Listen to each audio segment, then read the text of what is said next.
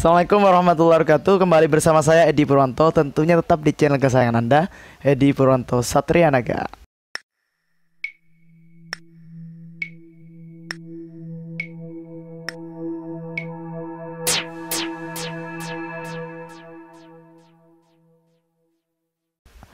Baiklah, kali ini saya akan membahas tentang sebuah tradisi. Tradisi ini disebut dengan Rokat Pandebe. Kalau sebelumnya saya pernah menyampaikan atau menampilkan video tentang tradisi Rokat Pandebe.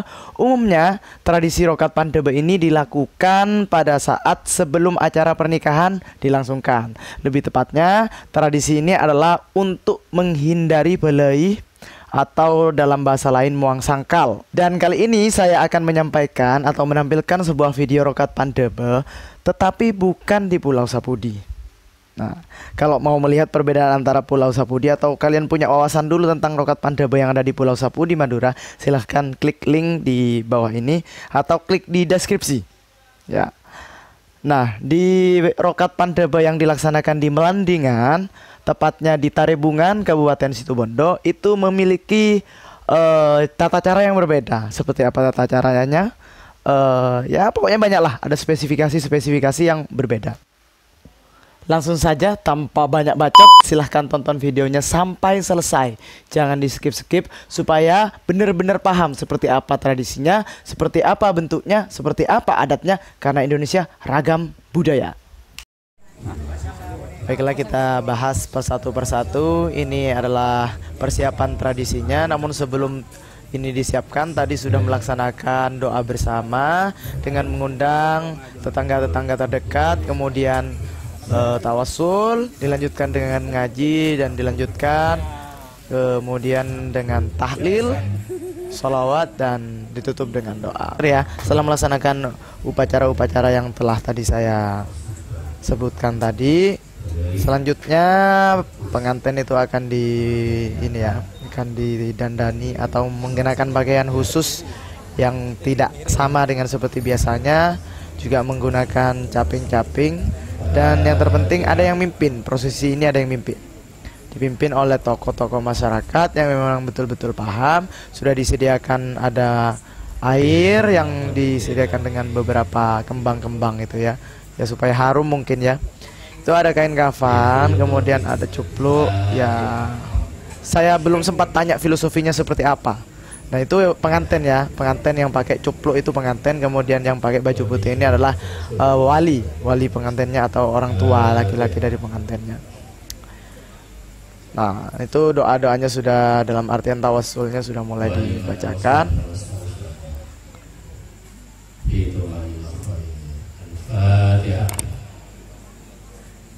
Ya, tadi pembacaan Fatihah ini sudah mulai bangun untuk memimpin.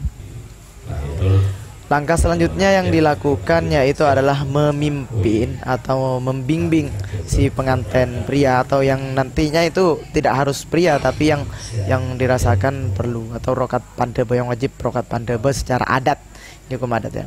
Jadi dipimpin untuk melakukan niat untuk menghilangkan memohon kepada Allah yang kuasa agar terhindar dari ya bahaya-bahaya, belai-belai, memohon ampun.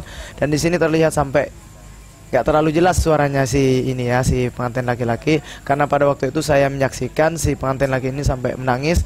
Ya, bentuk rasa hikmatnya mungkin, dan juga mungkin bentuk dari rasa ya terharu, hikmat campur aduk, karena sebentar lagi dia akan melangsungkan pernikahan besoknya ya, akan melangsungkan pernikahan. Dan pernikahan itu sesuatu yang sakral, bahkan dalam sisi psikologis pun itu sudah diakui. Ada 3 peristiwa penting yang berpengaruh terhadap kehidupan manusia, diantaranya adalah kelahiran, pernikahan, dan kematian. Dan si pengantin ini kan akan melaksanakan satu dari diantara 3 peristiwa penting tersebut, yaitu tentang pernikahan. Nah, ini setelah niat, karena di Islam itu likulli imri'in manawa, likulli imri'in manawa innamal a'malu binniyah. Nah, ini dimulai dari yang terdekat memang. Setelah pemimpin doa, membaca sholawat, disiram pakai air, dilanjutkan oleh dari bapaknya ini. bapak dari yang pengantin. Ini kemudian diikuti oleh kerabat-kerabat dekatnya, tetangganya. Ini juga ada kardus. Kardus itu dia memberikan uang, yang mungkin tanda restu atau apalah. Ya begitulah kondisi kehidupan di Madura yang guyup, penuh dengan gotong royong, saling membantu, tercermin di tradisi-tradisi. Nah ini sebenarnya acaranya ya pembacaan sholawat sampai selesai, sampai tidak ada lagi yang menyirami. Sebenarnya bentuk penyiraman ini adalah bentuk tanda restu atau tanda ya yang menyiraman ini memohon agar si mempelai laki-laki atau yang dirokat itu mendapatkan mendoakan untuk hal-hal yang baik lah intinya, dan dijauhi dari hal-hal yang tidak baik. Kalau saya sih mengartikannya lebih kepada ini, lebih kepada doa restu. Nah itu memang banyak sekali kalau persyaratannya, simbol-simbol, karena orang Jawa, orang Madura itu suka dengan filosofi atau simbol-simbol tertentu untuk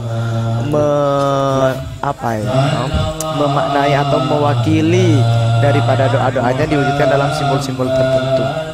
Itu ada pohon, kemudian jagung dan pohon pisang, jagung sebagainya, karena notabene pekerjaan dari warga sekitar Sumenep, Sumenep ya, warga sekitar dari Madura, karena masih Situbondo ini adatnya adat Madura, itu lebih ke tani, sehingga bentuk dari rasa syukurnya adalah menampilkan hasil dari panennya, hasil dari kerjanya ya, pisang, kemudian ya jagung itu kayaknya dilihat jagung. Nah, ini sangat antusias sekali ya dari masyarakat yang ada, bergantian antri tertib sambil ngasih uang. Itu lihat di kardus itu ya, tadi ada kelihatan uang-uang yang diberikan. Langsung salawatnya masih kenceng ya, salawatnya masih kenceng, terus dibaca untuk berusaha mendapatkan syafaat. Nah ini giliran sebenarnya dari kaum Adam dulu, kemudian dilanjutkan kaum Hawa. Memang sebenarnya kalau di Madura pembedaan antara laki-laki dan perempuan itu cukup erat ya, terutama khususnya di pulau saya sendiri. Kalau di Situbondo kurang paham saya, nggak paham. Tapi kalau di pulau saya, di Pulau Madura itu acara resepsi pun itu dipisah. Jadi terop laki-laki dan terop perempuan itu berbeda, benar-benar dipisahkan. Walaupun itu sudah suami istri, dan tidak ada halwat atau pencampuran di situ. Seperti ini saja yang dilakukan di Situbondo untuk penyiraman ini kan berurut ya, meskipun tidak ada SOP-nya, tapi secara sadar mereka sudah melaksanakan pembedaan antara laki-laki dan perempuan. Dimulai dari laki-laki dulu tadi, kemudian diikuti dengan kaum muslimat atau perempuan, walaupun ada yang mantap. Sangat terlihat sekali kekompakan dan keguyupan, kerukunan yang ada di masyarakat Situbondo ini.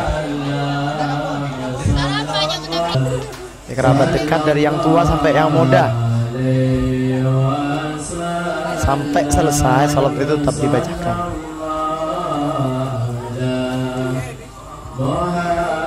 Nah, tadi yang melakukan doa itu tetap standby di tempat, tetap melantunkan sholawat Nabi. Sementara si si mempelai atau yang dirokat itu ya tinggal diam saja. Dia ya berdoa dalam hatinya, merenungi.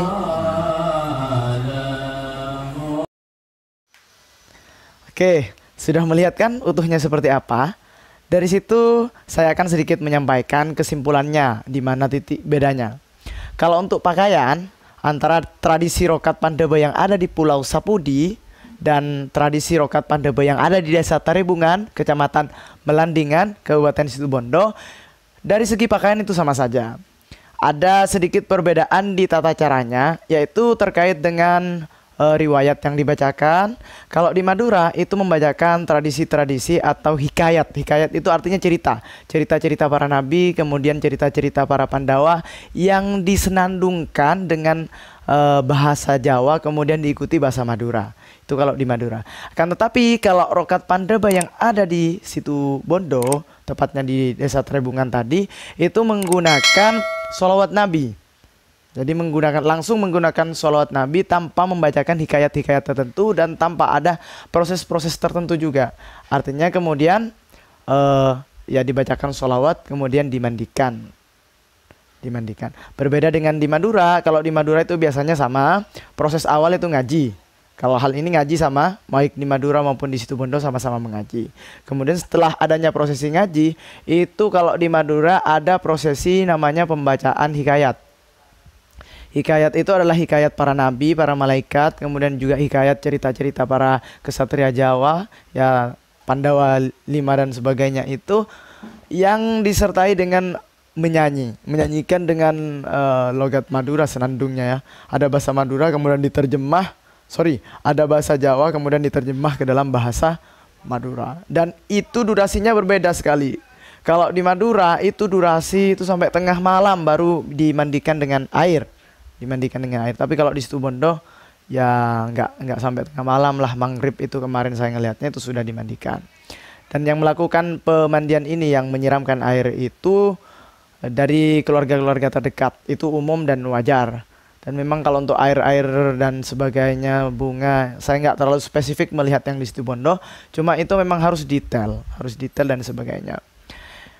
Ya, ini adalah kekayaan budaya kita yang sebenarnya mungkin salah satu metode dakwah dulu ya, untuk mengisi budaya-budaya yang seharusnya dulu itu budaya-budaya miliknya non-muslim, kemudian diselipkan dengan budaya-budaya muslim dengan menghilangkan unsur-unsur yang tidak berfaedah, diganti dengan nilai-nilai yang islami.